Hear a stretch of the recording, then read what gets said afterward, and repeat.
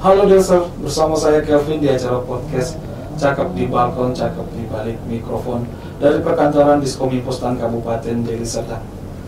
Alur pelaksanaan tim asesmen terpadu atau TAT dalam penanganan penyalahgunaan narkotika melibatkan beberapa tahapan, mulai dari penangkapan tersangka hingga rekomendasi tindakan lebih lanjut.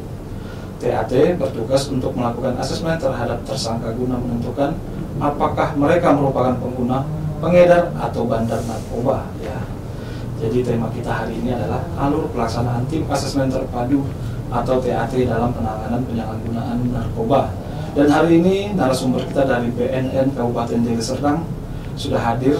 Ada Abang Suwandi Marbun Esa selaku analis intelijen BNN Deli Serdang. Selamat pagi, Bang. Selamat pagi juga, Pak. Sehat, Bang, ya? Sehat.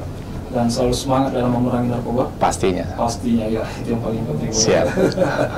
Oke, mungkin beberapa kali kita Ya. sudah melaksanakan podcast, Bang. Hari ini tema kita adalah alur pelaksanaan tim asesmen terpadu atau biasa disingkatnya TAT, Bang, ya? Siap. Ya, luar biasa.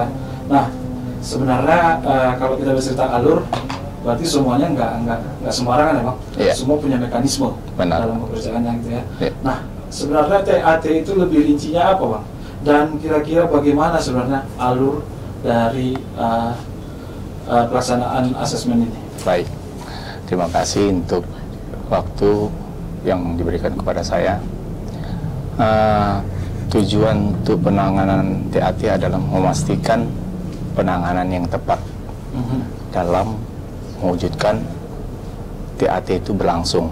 Dimulai dari awalnya adalah permohonan daripada Polres itu sendiri untuk memastikan penanganan awal TAT tersebut. Mereka sebagai pemohon dan kita sebagai pelaksana.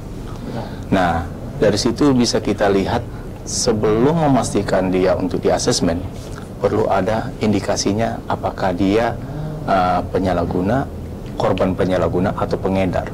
Nah, kalau indikasinya penyalahguna, berarti harus dilihat dari sisi tes urin atau buang air kecilnya, ditandai urin atau disebut, biar dilihat dari positif atau tidaknya di situ awal pertamanya, dan itu diwujudkan dari rumah sakit yang ada di Polres itu sendiri memastikan itu hasilnya positif. Nah, yang kedua, melihat dari segi dia itu memakai narkotika itu kan bermacam-macam, dimulai dari ganja, sabu, heroin. Nah, kalau untuk mewujudkan itu, memastikan itu wajib harus dari rumah sakit tertentu untuk dia pemakai penyalahgunaan apa, narkotika apa. Nah, jadi penanganan khususnya ini dimulai dari penangkapan. Dimulai dari penangkapan itu, si korban ini sebelum masuk ke kita ngecek dulu. Harus Dicek dulu dalam artinya dia ini apakah pernah melakukan tindak pidana. Kalau dia pernah melakukan tindak pidana, kita lihat dulu pidana apa yang dilakukan. Benar. Misalnya pencurian atau penyalahgunaan narkotika atau seperti apa, itu nanti kita bisa input nama tersebut di SIIP, Sistem Informasi Penanganan Perkara. Nah, di situ kita bisa tahu dia melakukan tindak pidana pernah atau tidaknya. Nah, dari situlah kita mulainya untuk melaksanakan kegiatan pelaksanaan di BNN itu sendiri. Nah, untuk TAT sendiri, Bang, pernah nggak sih maksudnya bertindak tanpa ada, misalnya seperti contohnya darurat gitu ya? Yeah. Darurat, pernah nggak sih harus tidak terima laporan dulu dari Polres atau langsung memang tersangka ini mungkin udah DPO gitu? Bisa nggak langsung ditangkap mungkin atau gimana? Untuk mewujudkan dia memastikan untuk di asesmen itu, kita harus mengikuti SOP. SOP, tetap Ya, SOP. tidak semena-mena untuk diantar begitu aja langsung dilaksanakan TAT. Memastikan sisi korban itu apakah tes urinnya positif atau tidak. Benar. Dan kita dimulai dari suatu administrasi permohonan. Permohonan, ya. Nah, baru ditindaklanjuti untuk pelaksanaan TAT. Tidak serta-merta untuk hanya dia sistem emergensi langsung limpahkan ke kita. Kita kan juga harus buat juga undangan untuk para tim medis dan tim para hukum. Contohnya dari medisnya dari rumah sakit, dari dokter, dari BNN itu sendiri. Kalau dari tim hukumnya dari Polres, jaksa, dari tim dari lapas kalau dia di bawah umur. Nah, pertanyaan ini kan munculnya misalnya mungkin karena mungkin masyarakat luas jelas-jelas nih pengguna gitu kan, tapi kok belum bergerak nih, hati-hati kan gitu untuk menghindari pertanyaan yang seperti itu. Mungkin makanya tadi saya sempat tanya apakah ternyata THT ini bisa langsung menangkap, ternyata harus SOP Bang ya. Yeah. Nah, tapi kalau dari hasil dari tim asesmen terpadu ini sendiri Bang, untuk seorang pemakaian narkoba bisa langsung nggak menentukan bahwasanya dia memang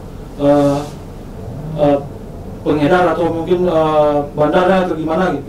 Baik, itu pertanyaan yang paling baik. Kalau untuk melihat sisi si korban ini pengedar atau penyalahguna, korban penyalahguna, itu memastikan orang tersebut bisa kita limpahkan ke tim medis. Tim medis. Nah, contoh tim medis itu dari spesialis kejiwaan. Kejiwaan langsung. Kebetulan yang mengambil dari tim medis ini langsung dari Direktur Rumah Sakit Ampri Tambunan, Dr. Hanif.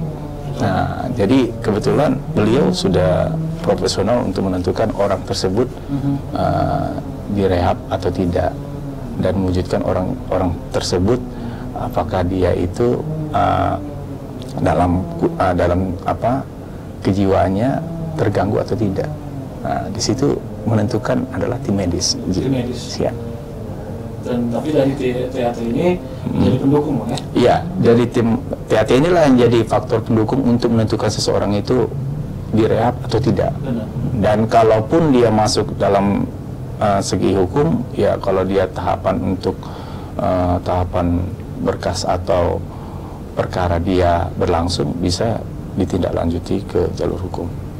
Dan tadi kita juga sempat membahas nih Bang, asesmen narkotika. Ya. Apa itu sebenarnya asesmen narkotika? Asesmen narkotika itu adalah mewujudkan seseorang itu dinilai menentukan dia wajib atau tidaknya untuk direhab. Salah satunya seseorang itu korban penyalahguna. Berarti kalau seseorang korban penyalahguna mempunyai hak untuk direhab. Dan itu perlu kita pertimbangkan, tidak serta-merta dia punya barang bukti di atas 1 gram. Nah, SEMA tersebut itu harus di bawah 1 gram. Seseorang itu wajib direhab. Maka bisa ditentukan tujuannya itu memastikan penanganan yang tepat. Apakah seseorang itu wajib direhab atau tidak. Nah, jadi bisa kita lihat penanganannya mulai dari sisi perkaranya, penangkapan tersebut, apakah dia itu pengedar atau korban penyalahguna. Begitu.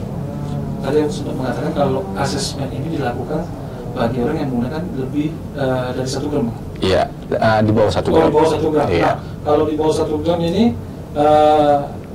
ada nggak sih asesmen yang berkala dilakukan sama penyalahguna narkoba ini? Artinya kita nggak tahu nih, saat ini mungkin kurang dari 1 gram. Saat selanjutnya gimana? Gitu? Baik. Perlu diketahui untuk kita semua yang ada di sini, asesmen itu dilaksanakan hanya sekali, tidak boleh 2 kali. Contoh, seseorang itu melakukan tindak pidana, misalnya baru pertama kali, maka bisa dia mempunyai hak untuk direhab. Namun kalau sudah dia 2 kali melakukan tindak pidana narkotika, maka dari situ kita tidak bisa menerima dia lagi, dan dia langsung ditangani oleh lapas dan pidananya ditindaklanjuti, begitu Pak. Iya. Nah, kalau kita bicara rehabilitasi sendiri Bang, ada syarat nggak sih untuk rehabilitasi narkobanya? Baik, untuk syaratnya kita lihat dari sisi usia mulai dari 12 tahun hingga 49 tahun, dan itu ditentukan oleh dari rumah sakit ataupun dari swasta, dari rehabilitasnya menentukan dia itu wajib atau tidaknya untuk direhab, dan itu harus surat dari keterangan dari tim medis. Tim medis. Ya.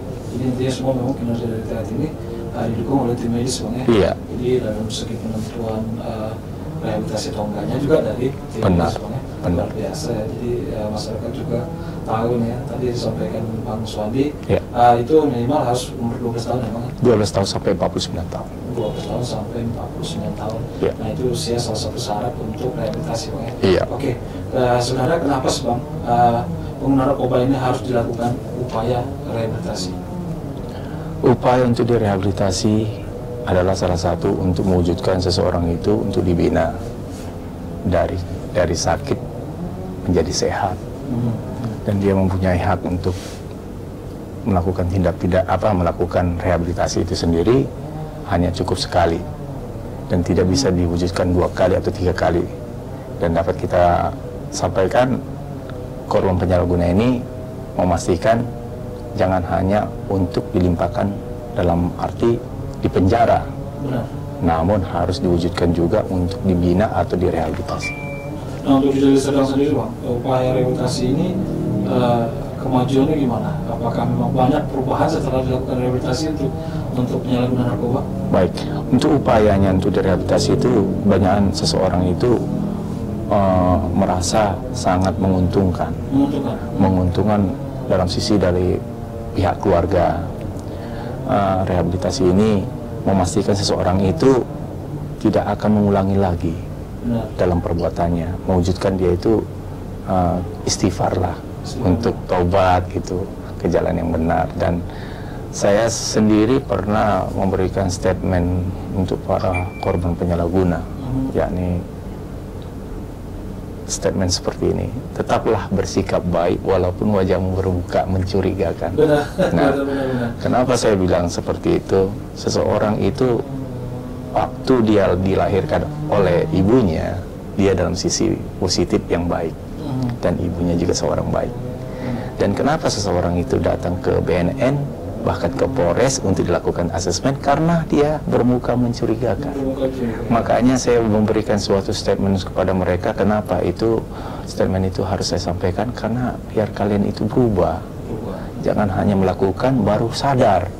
Dan kita nggak boleh seperti itu. Makanya statement ini selalu saya ingatkan, tetaplah bersikap baik walaupun wajahmu bermuka mencurigakan. Demikian Pak. Nah itu dia ya. Jadi ini buat penonton juga ya, mungkin disampaikan Bang Suwandi. Podcast sebelumnya juga Bang Suwandi sudah sempat sampaikan ya Bang tentang hal ini. Yaitu tadi tetaplah tetaplah bersikap baik. Bersikap baik walaupun wajahmu bermuka mencurigakan. Itu dia, luar biasa ya. Iya. Sebenarnya Bang, untuk tim asesmen terpadu ini sendiri di Deli Serdang kapan sih dibentuk Bang? Kalau untuk dibentuknya asesmen ini sudah dari dulu ya, mulai dari terbentuknya BNN itu, dan dilaksanakan juga sudah mulai dari kurang lebih 10 tahun yang lalu. Sudah 10 tahun yang ya, lalu. Sudah dilaksanakan TAT ini. Jadi sangat tepat memastikan penanganan yang tepat itu. Khusus korban penyalahguna wajib harus direhab. Bukan hanya untuk penjara, tapi dia mempunyai hak untuk direhab. Dan itu cukup sekali, bukan 2 kali. Demikian. Oke, luar biasa. Jadi buat masyarakat Deli Serdang ya, khususnya mari kita dukung terus nih TAT ya, tim asesmen terpadu, agar lebih kedepannya lebih sukses lagi ya dalam memerangi narkoba. Luar biasa Bang. Mungkin yang terakhir dari saya Bang, kira-kira apa yang mau sampaikan nih buat masyarakat luas Kabupaten Deli Serdang yang nonton kita?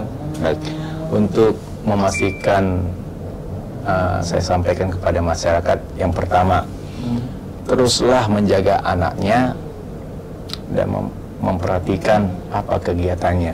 Jangan hanya untuk menyampaikan kepada orang tuanya saya sekolah, namun tiba-tiba bukan nyampe ke sekolah, malah dia lari ke jalur yang tidak menyenangkan dan merusak dan merugikan dirinya sendiri. Jadi untuk para orang tua, selaku orang tua wajib untuk menjaga anaknya dan mempertimbangkan seperti apa kegiatannya, wajib kita harus mengetahui. Demikian untuk saya sampaikan kepada orang tua atau masyarakat setempat, menjaga anaknya lebih menguntungkan daripada mencari kegiatan yang lain. Demikian. Iya. Nah itu dia luar biasa dari Bang Suwandi ya. Iya. Intinya kita harus selalu menjaga anak-anak kita, Iya. keluarga kita, Iya. karena fondasi terkuat adalah keluarga ya Pak, Iya. untuk melindungi keluarga dari bahayanya penyalahgunaan narkoba itu. Benar. Nah itu dia. Jadi sering-sering deh kita nyempetin waktu untuk Siap. sharing bersama keluarga, karena Ya. adalah keluarga fondasi terkuat. Nah Siap. itu dia luar biasa. Ya. Terima kasih Bang Suwandi. Ya, sudah hadir di sama-sama. podcast kita, luar biasa. Sama-sama. Jadi tahu nih Ya. THT ini apa. Ya. Tim asesmen terpadu Bang. Ya. Sukses terus buat THT ya Bang. Sama-sama. Luar Siap. biasa. Siap. Oke, buat masyarakat luas Kabupaten Deli Serdang juga jangan lupa dukung terus program-program Bapak Bupati dan Bapak Wakil Bupati Kabupaten Deli Serdang. Saya Kelvin, akhir kata, dan mewakili Bang Suwandi Ya. dan seluruh tim yang bekerja, mohon pamit dari undur diri dari ruang dengar Anda.